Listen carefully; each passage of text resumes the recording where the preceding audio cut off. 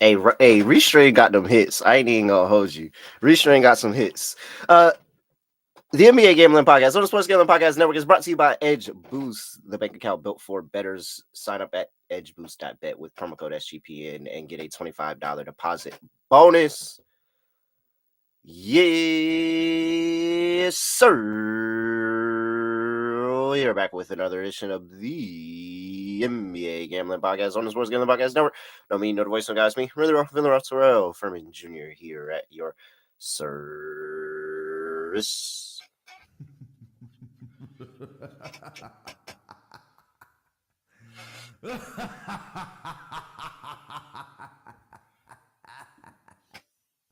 How about if you sweep it out? What's the point?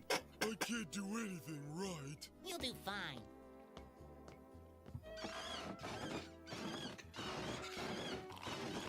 Hey, pal. You just blowing from Stupid Town? For sure did. SGA fell 1 point short from me. That hurt. He started like 2 for 12 too. That really hurt. I had 31.5 and SGA came in at 31. Nas Reed didn't do anything at all, so that was just, I didn't have to worry about that one. Glad I had a good day in W because that game was not it for me. But we got Lonte here. We've got another game to talk about in the Eastern Conference Finals, and we have to get Lonte's thoughts. We haven't heard from him in the Eastern Conference Finals yet. So, another Lonte Smith. Lonte, what's going on? Not much, man. Doing good. Ready to go. Yeah, always. I mean, first of all, I have to say my morning is starting off great because I came to sit down to do the show, and I realized that I still had a tissue over here. It was pretty nasty. I was like, oh, let me go ahead and throw this away. But the trash can is like on the other side of the wall, Lonte, so I can't see it. Like, you feel me? So you see where I'm going with this. I can't see the trash can. It's on the other side of the wall, Lonte. I reached over it and I just threw it over there, and I sat there. I heard a whoo, and I said, "Oh no, no way!" Hey man, I pulled over that door, and that joint was sitting in that trash can. And then nobody saw it, bro. Nobody saw it. Oh, it was a no look. Oh, man, nobody saw it. Nobody believed me. I'm just over here telling the story. It's crazy, man. You hate them shots. I'm on the Kobe wave, so that's just telling me that the picks are going to hit today. It's just telling me that we're going to have a good day here. All right. We've got, one game to talk about. Maybe when we get a little bit later, maybe I'll mention something in W. Who knows?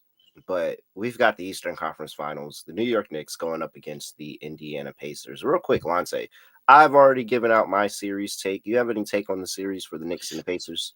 Yeah, I mean, I think it'll be a competitive series. I like the Knicks to win it in 7. I just think it'll be a back and forth series, both teams. I can kind of see both teams winning at home and then being the best of 3. And we just got a classic Game 7 in the Garden on a Sunday afternoon. That's how I foresee it. I don't really see either team like imposing their respective wills on the other and winning like 4-1 or even 4-2. I mean, 4-2 isn't far fetched, but I think like 4-1. So that's where I have it. I think this is over in 6, Lonte. Yeah, I mean, 6 is respectable. Yeah, 6 because I don't think either one of them have the heart in them to put the other away in 5 games. But I also don't think either one of them have the heart where if they're in a game 6 staring down the barrel of a loaded gun, that they're not just going to fold and piss their pants.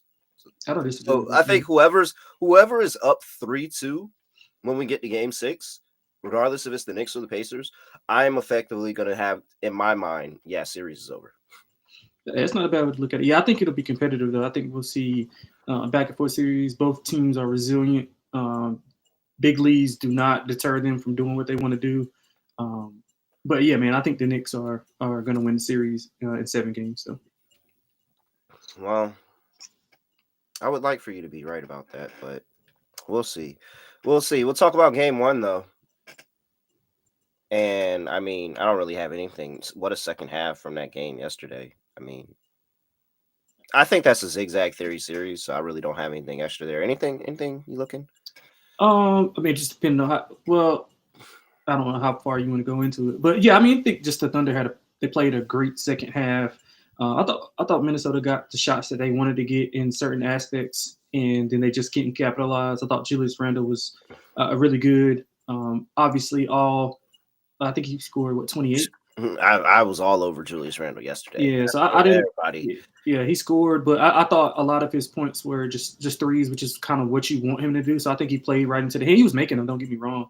I think being aggressive and getting those guys in foul trouble, getting downhill, is kind of where you want to see Julius Randle scoring his points. Now, granted, in 28 is 28. He shot the ball. Yeah, really well. The threes fell, but next time the threes might not fall, so he needs to be prepared to get down there in the block and bump Chet into the third row. Yeah. So I think they'll live. I think OKC will live with that. They came out a little rusty. Shea said it in the in the post game. So I thought Mark Dagnall did a good job with the rotations. I thought he did a great job of getting SG off the ball. Minnesota didn't play a ton of zone, which I don't know if they were waiting to throw that curveball or what, but they used their aggression against them. You see Jaden McDaniels fouled out. They're probably going to have to make a switch and put probably Ant or a lesser defender on SGA and just play help and just allow those guys to play and allow SGA to play in crowds because he's going to foul McDaniels out. I mean, you can't have McDaniels off the floor. McDaniels is just a aggressive defender. He does better against like the physical guards to me. He's kind of like a Richard Sherman corner, or Jalen Ramsey. They're good against physical corners, but when you get, Tyreek Hill, somebody in that moniker, they're too shifty.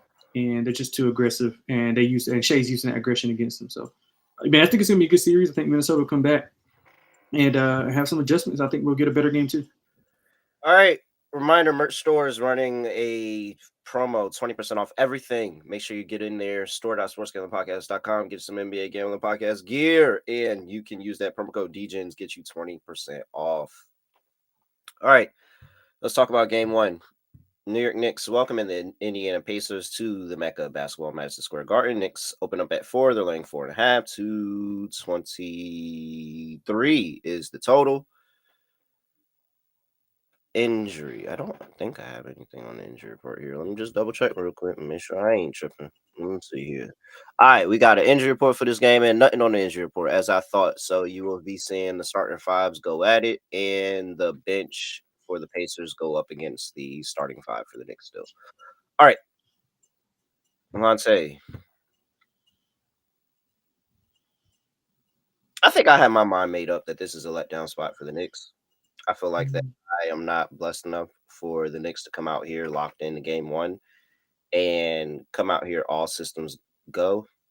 They have been really, really slow to start games over the course of the playoffs. And while the Pacers haven't been the best first half team over the course of the season, in the playoffs, they actually started to turn it up a notch a little bit here, especially in game one in Cleveland where they just couldn't, they were making everything. And you know how I feel about when teams come into Madison Square Garden. Now you're playing in Madison Square Garden in the Eastern Conference Finals. This is literally everybody's dream. This is everybody's dream. The Pacers aren't going to be able to miss. And so I'm nervous. I am.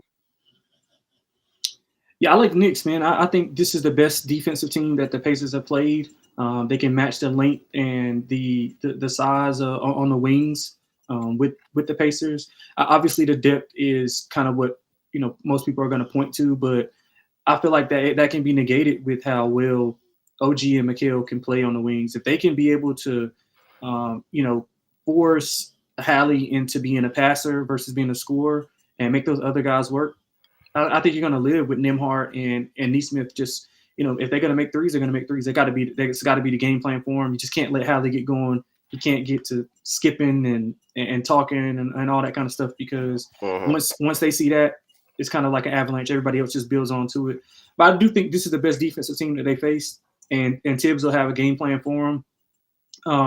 Nembhard, Nesmith, those guys kind of thrive because if you look at the secondary and third defenders that on those opposing teams, Detroit and the Cavs, there weren't a ton. I mean, outside of Mobley in the middle, they don't really have, and Hunter at certain times, they don't really have a perimeter defender. So Siakam, Nesmith, Nembhard, although they aren't, Nembhard and Nesmith aren't prolific scorers, they were able to get wide open looks and, be able to get more ISO heavy on their looks. I don't think they're not going to be able to do that because you got Mikal, you got Josh Hart, and you got OG.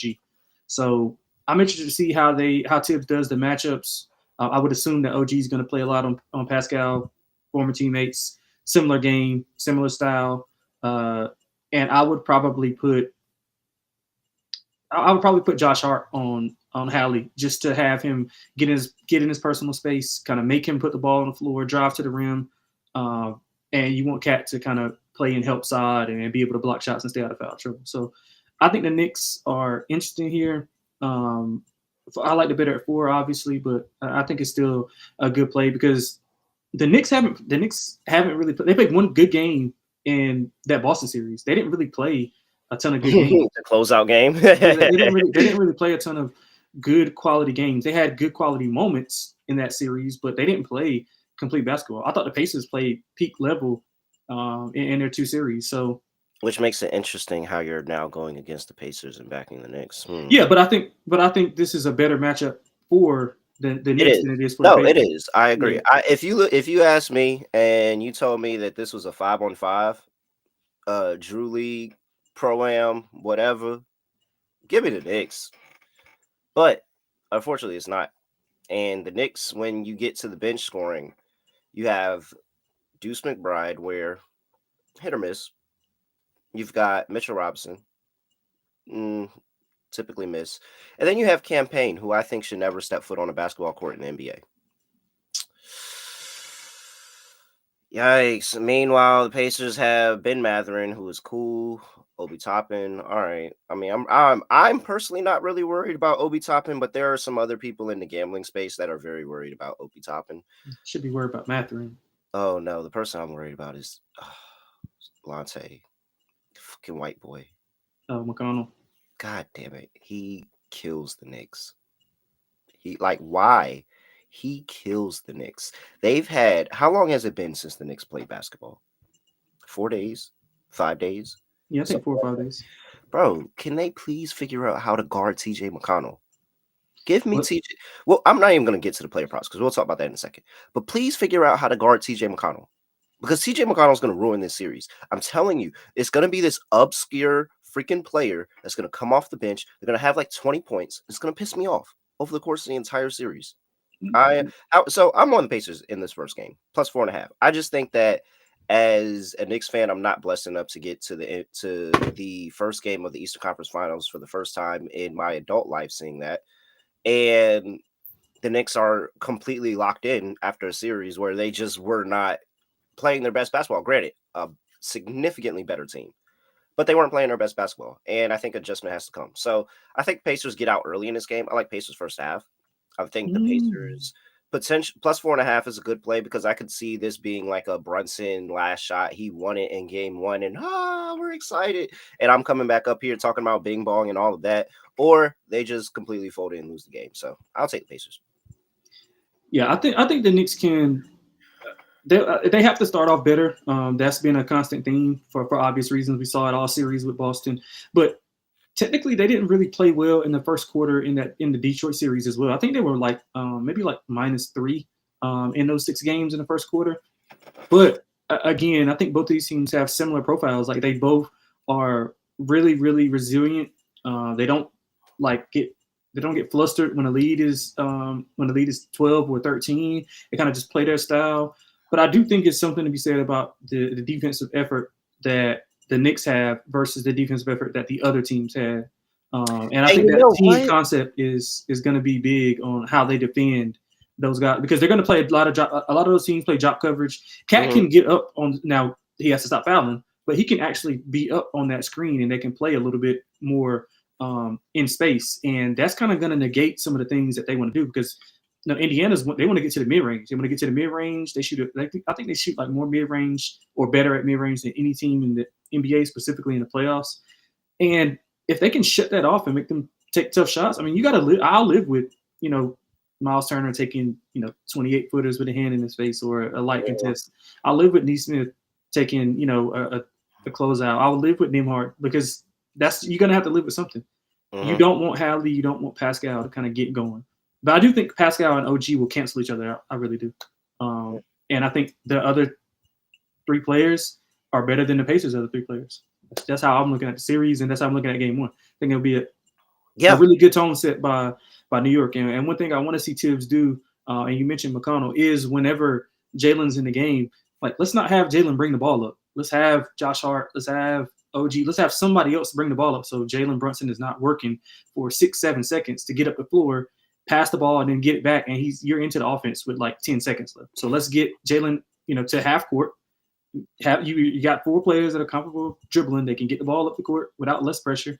Get the ball to Jalen in spots. Let him operate offense with 15 to 16 seconds versus 9 to 10. And I think that's something that they have to employ early in the series to negate that pressure, because the pressure's coming. They're going to press relentless, especially knowing that you don't have to dip. So I wouldn't be surprised if we see the Pacers play, 11, 12 guys, probably the whole roster, just to kind of see how it wears down on. And it might not work in game 1, but over the analytics show over a certain amount of time, if they're only playing 5.5, 6 players, then that's eventually going to wear them down. So I think that we'll see. I think we'll see a lot of Jalen off ball initially in the full court, just to get some pressure off him. So I'm looking forward to seeing how that chess match is with Tibbs and Carlisle, 2 good coaches. All right. Edge boost is the first step. Wait, hold on. Just to make sure everybody knows, Lonte's on the Knicks, laying 4.5. Yep. Lonte is very close to swaying me, but my pessimism doesn't allow me to pick the Knicks in this spot or at all in this series, honestly. But I really feel like the Pacers are going to piss me off and do something really annoying here. Edge Boost, first ever bank account built for bettors, ensuring all gambling transactions are approved. No usage fees, no minimums. Earn cashback rewards. 100% approval for all betting deposits. Sign up today at edgeboost.bet with promo code SGPN. Deposit $25 and Edge Boost will match the deposit. That's edgeboost.bet. Promo code SGPN. We're also brought to you by Underdog Fantasy, who is going long for the NBA playoffs with their extender bonus, the Scott Foster. Hop in game 1 of the New York Knicks series. And the longer the series goes, the bigger the bonus gets. And I promise you're going to want to see how big this bonus gets with it if this gets to a game 7 like Lonte predicted. So head over there to NBA SGPN to claim your special pick and first-time deposit offer up to $1,000 in bonus credits. UnderdogFantasy.com, promo code NBA SGPN, and we'll do our underdog lineup at the end of the show, of course. But let's talk about player props right now, Lonte. What do you like here? And the total. What do you like for the total? What do you like for player props? Total, I like over. I think we'll see a lot of pace. Obviously, the Pacers are going to pressure the ball. That could lead to some turnovers. The Knicks aren't the greatest at taking care of the ball. I think that pressure may weigh on them. Again, I just think that the Knicks defensively will be able to force some turnovers as well, take the ball out of Tyrese's hands, force those other guys to kind of create, which is something that they don't want to do.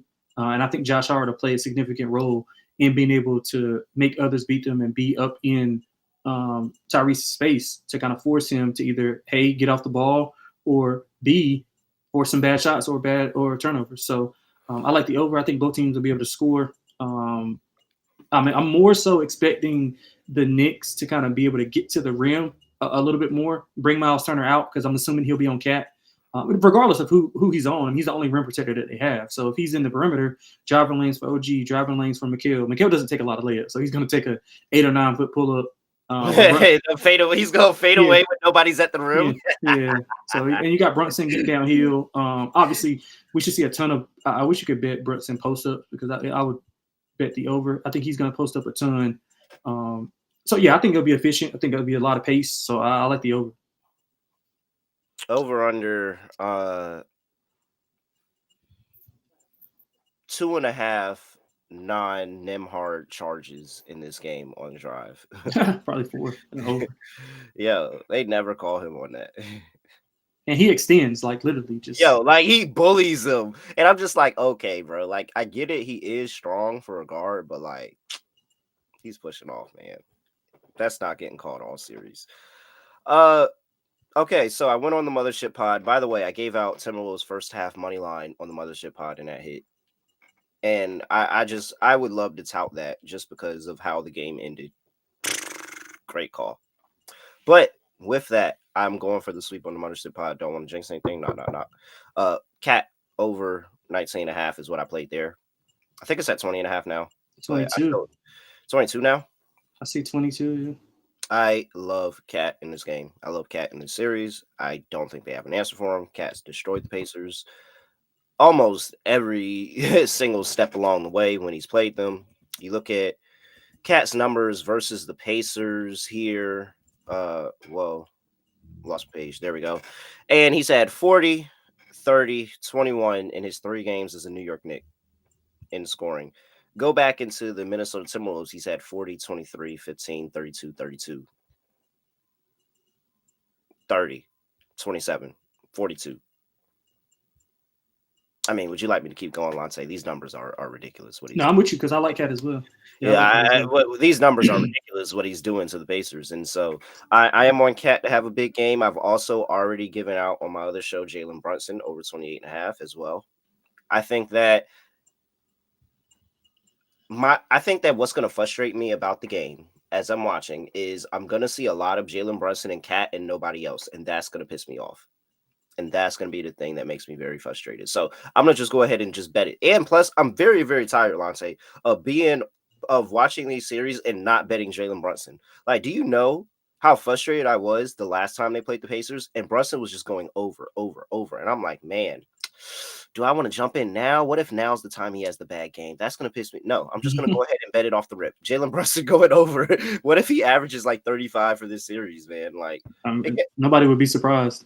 Yeah, I'm just going to go ahead and just start betting over with Jalen Brunson now. And hopefully he just has the same run that he had the last time he played the Pacers in the finals. I mean, and not in the finals, but in the playoffs.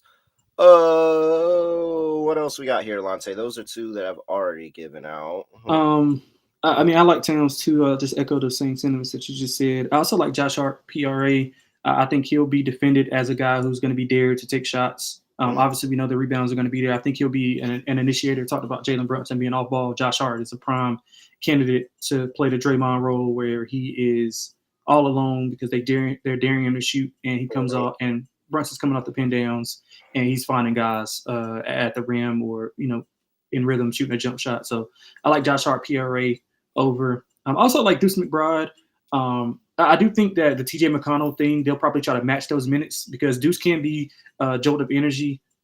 He can play with a lot of energy, especially if those shots are falling early and he gets into a rhythm.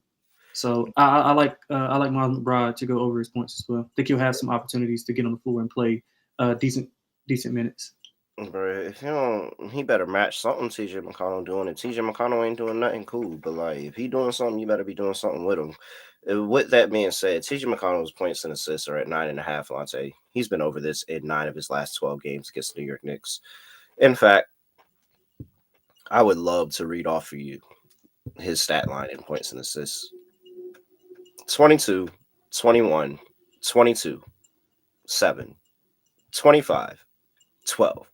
19, 19, 12, 9, 13. And it's at 9.5. It's at 9.5. He kills the Knicks, man. It's really annoying, and it's gonna frustrate me. I'm gonna bet him the entire series. I'm not gonna lie. I'm probably gonna bet that up too and try to get some plus money. They can't guard TJ McConnell. And when they start, especially when they start running with pace and he starts getting going in transition, that's really it. Like it don't even be a lot of the half court stuff all the time. It really be a lot of he starts moving in transition and he just starts making plays, the hee and all of that. I'm really just over TJ McConnell over 9.5 points and assists. I would be very glad not to hit that bet, but I think I am gonna hit it. Yeah, I like Benedict Mathurin off the bench. I think he's going to play. He didn't play in the series last year. I think he's a catalyst. He's going to be feisty, and I think he'll be one of those guys that New York ends up hating after probably about 10 to 15 minutes into the game when he gets in because he is feisty. He's going to talk. I mean, he was talking to Giannis in the first game. He's talking to Don in the second game. But he was producing, man. He was producing off the bench. He's got a really good downhill game. He can shoot it a little bit. So yeah, I like Benedict Mathurin to have a pretty big series as well. Oh yeah, he and Josh Hart ain't finna like each other. Oh yeah, for sure. He and Josh Hart for sure not finna like each other. Yeah. They gonna get into it. We could go ahead. Over under a half a tech for Ben Mathurin in this first game. Yeah, on the road. Yeah, it's gonna be over. Over, yeah. Shoot, I might even ladder that. Get thrown out. Might have to ladder that half a tech. It depends on if the shot's falling or not. Hey man, yeah, he might just go ahead and pack it in and be like, you know what? I'll be the energy for game 1, and I'll come back in game Yo, Ben Matherin gets into it with everybody recently. He's definitely been very, very, very bad at folks. All right. Anything else here, Lonte? No, that's about it. All right. Rhythm. Let's talk about Rhythm because you can head over there and you can bet with Rhythm the whole NBA playoffs. They're going to give you a bunch of players props. They're going to give you a bunch of ATS against the spread picks, all of that over there at Rhythm. So lock in, tap into the NBA playoffs, PGA, MLB, WNBA. They have all of it over there for Rhythm, and you can get a 7-day free trial right now. Go to sportsgamblingpodcast.com/rhythm. You can get 25% off a monthly subscription as well. Promo code SGPN25. You can also get a 50% off annual subscription with promo code SGPN50. So head over there to sportsgamblingpodcast.com/RITHMM for a chance to get that. We're also brought to you by Circa Resort and Casino in Las Vegas. They are giving away the ultimate fantasy football experience. What can you win? I'll tell you. You can win a 2-night stay for you and your entire 12-team league at Circa Resort. You can win a $5,000 food and beverage credit where you can have your draft with that credit at Stadium Swim. If you've never been to the beautiful Stadium Swim, look it up on, well, it depends on your age demographic. Some folks might have to look it up on Google to see what it looks like. Other folks might use ChatGPT. The real youngins, they just gonna type it in on TikTok and be like, let me go see what this look like on TikTok. So why don't you go check out Stadium Swim? As soon as you look at it, you're gonna want to enter this contest immediately. You also get limo transportation to and from the airport. You get a welcome party at Legacy Club. You get a reservation at the world's largest sports book with a $500 drink credit. And then you also get a 2-hour open bar package. If you're not already drunk as hell and throwing up everywhere, you still got a 2-hour drunk open bar package over there at Overhang Bar. So contest is from now until June 30th. Make sure you go enter sportsgamblingpodcast.com/circa. That's sportsgamblingpodcast.com. One more time, sportsgamblingpodcast.com/CIRCA. We're also brought to you by MyBookie.ag, your place to bet every single sport in the NBA playoffs. MyBookie accepts customers from a ton of different locations, so make sure you go over there, check, make sure you're supported, and you can easily deposit and get lightning fast payouts. And I mean, it's so fast, you could do it, put your phone down, go use the bathroom, come back. Money's already in your account because they use cryptocurrency. So make sure you do that. MyBookie.ag, promo code SGPN for 100% deposit match up to $1,000. Terms and conditions apply. That's MyBookie.ag, promo code SGPN. Well, I'll tell you the only regret I have in life is one, not knowing about Bitcoin before it was Bitcoin. And two, after learning about Bitcoin, thinking that I was already too late to jump in. And I didn't jump in. And I could have still jumped in at that point and still made a good amount of money. Disappointing. But as long as I'm not the guy that gave a whole Bitcoin for a pizza, I'm not that guy. I would be sick to my stomach if I was just treating Bitcoin like it was a free pepperoni pizza. I would be over it. That'd be my 13th reason. What's Bitcoin at right now? I'm too poor to even know about any of that stuff. Oh, dude, I just go to Cash App. Cash App tells me everything I need to know. Let me see. What's Bitcoin at? $108,000. I'm pretty sure when they were talking about Bitcoin, it was like, oh, Bitcoin was crazy. It was at like $17,000. And I'm like, oh, I missed it. I'm sitting here and I'm like, oh, I missed it. It's at $17,000. I could be rich. Bro, that joint's at $100,000 right now. Dang. Dude, what? I could have put $20 in. When did I figure out about that? I feel like I was still in college. I could have put $20 in and forgot about it. Came back, and I probably would have took it out and threw it on a parlay. Not gonna lie. I have a problem. I admit it. It's okay. All right, let's go ahead and close this out. Lonte, lock, dog, underdog lineup, and get up out of here. Yeah, lock. I'm gonna take the Knicks to win. 4.5 is the number. I think they win convincingly. I think it'll be a competitive game though. But in the end, too much Brunson. I'm guessing. How I perceive the game to go out would be, or kind of like they're up 3 or 4, like 3 minutes to go. Stop. Brunson 3, Brunson free throws, they push it to 9, and they get a stop, and they win by 7 or 8. So I'm going with the Knicks tonight. Get off on a good quality game under their belt, which will boost that confidence even more. Put some pressure on Indiana. They have not trailed in a series yet. Let's make them. Obviously, it's only one game, but let's make them make the first big adjustment and go into their bag of tricks a little bit early. So I like the Knicks minus the 4.5. For the dog, I'm going to lay out a Carl Towns 3-pick parlay, 5-1. What? 3 plus threes, Okay. 10 plus rebounds, 20 plus points. That pays you 5-1. That's at FanDuel. Okay. Is there any concern about the finger injury for Cat with the threes? Because I will admit, all 4 of us on the Mothership Pod said Cat wasn't hitting no threes anytime soon.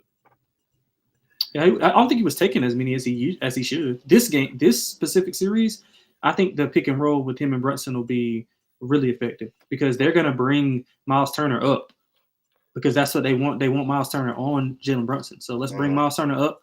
Let's get that switch, pick and pop. Cat, I think he'll be effective and make a ton of threes. If you want to just take his threes, I mean, that 3 plus threes is 2-1. So we definitely have we may or may not have a Cat 40 plus point game and less than 1.5 3-pointers made at 280 something to 1. So there may or may not be a $5 bonus bet on that. Just throwing that out there for the people. A little bit of reverse correlation there. All right, so you've got the Cat parlay as your dog. You said it's 5-1? 5-1, yep.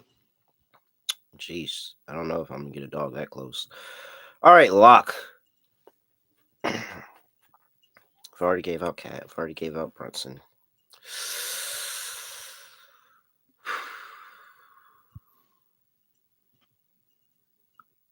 You know what? I like your bench player plan. I do. Let's go with Ben Matherin for the lock. 10.5 points. Let me double check.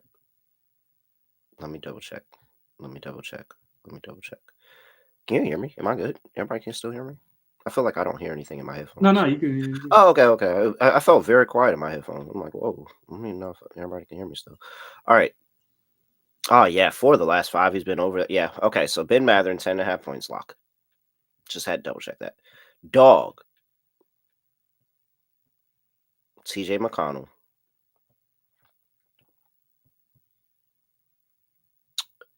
Points and assists. Wow, if their bench just completely sucks today, it's not going to be good for me. TJ McConnell, 15 plus points and assists. Plus 290. Wow. So what's that? 8 and 7? 8 and 7? Okay.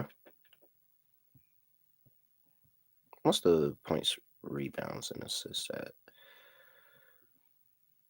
Ooh. Okay, I'll play it a little bit safer. Give me the points, rebounds, and assists. 15 plus at plus 160. A little bit safer. Yeah, I like it. Yeah, a little bit safer. Points, rebounds, and assists. 15 plus 160. That's my dog. All right, let's get into underdog and close things out here, Lonte. Yeah, man, I think it's pretty simple. We go Benedict Mathurin, points, Cat, PR, and McConnell, PA. That's pretty simple. I think we liked all 3 Wow, of those. Lonte. Wow. Whoa, Lonte. Slow down. you gotta ease us into it here, Lonte. Whoa, you're I thought it was pretty easy. Hey, he threw that in there real quick, didn't he? Hey, Lonte, slow down, bro. Buy me dinner first. All right, hold on. Cat PR. We said Cat PR. I got Ben Matherin up here. I got McConnell up here. And then I got to get Cat PR up here. Where's Cat PR at? Whoa, hold on. There it is. 34.5. Mm-hmm.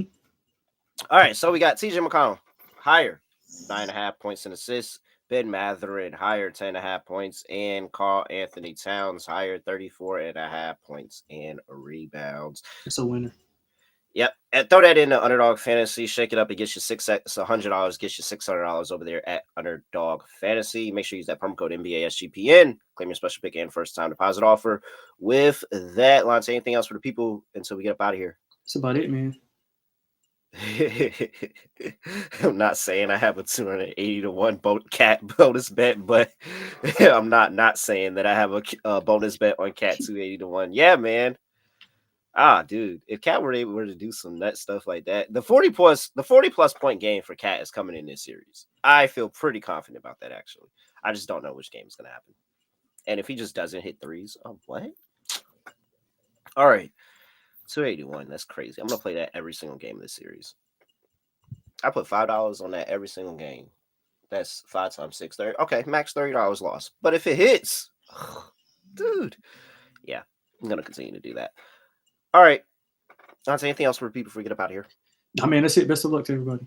All right. He's at XXLonte, XX on X. I am at @reallyreal__. Make sure you give us a follow at SGPN NBA. Make sure you give us a 5-star rating and review wherever you get your podcast. Like the video on YouTube on the way out. And yes, the Indiana Fever game was a huge sweat last night. And in fact, you probably want to just go ahead and get down on Indiana laying 3.5 here, as the deja vu game was completely. It was great deja vu first game. We got the Pop over. showed up to play. Got the over, got the dog, and the dog on the money line. Now you get to back the favorite on the road. Yeah. Take Fever, laying 3.5. All right. With that, nothing else to say, nothing else to do. No other way of ending podcast. Just gonna like this. We are